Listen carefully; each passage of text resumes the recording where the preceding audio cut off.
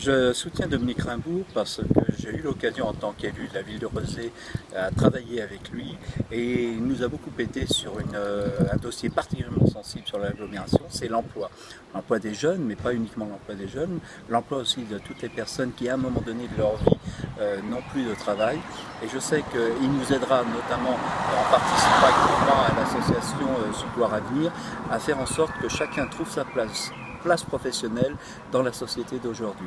Donc c'est bien avec plaisir que je soutiendrai la candidature de Dominique Rimbourg pour ces législatives. La question de l'emploi, c'est ce qui inquiète le plus nos concitoyens. Alors il est bien évident que tout élu, tout candidat à l'élection a cette préoccupation de façon permanente en tête.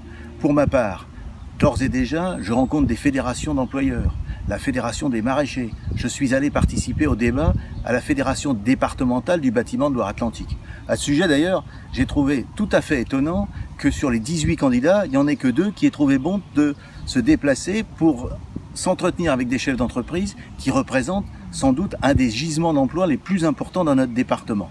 Mais enfin, chacun prend ses responsabilités et les électeurs trancheront. Quoi qu'il en soit, il faut, à l'évidence, multiplier les emplois. Nous avons la chance d'être dans un département et une région où l'emploi, et notamment l'emploi industriel, ont conservé un grand dynamisme. Rappelons que dans notre région, dans notre département, nous sommes globalement un point en dessous du taux de chômage. Donc cette avance, mais ce n'est pas la question de l'avance, cet avantage, il faut le conserver, l'amplifier, non pas pour dépasser les autres. On espère que les autres vont arriver aussi au même résultat, mais il faut s'efforcer de bien le maintenir.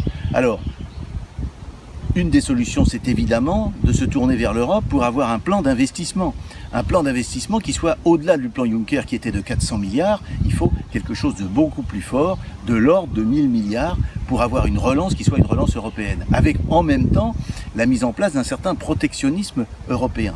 Et puis, il ne faut pas avoir peur d'expérimenter tous les dispositifs. Je pense notamment au dispositif Zéro Chômeur, qui est issu de la réflexion d'ATD Carmonde, qui vise à orienter en direction d'emplois utiles l'argent qui est destiné aux chômeurs, et de façon à ce que la collectivité, plutôt que d'avoir des gens qui malheureusement sont condamnés à une oisiveté qui est démoralisante, eh bien la collectivité profite de travaux qui sont des travaux d'utilité collective.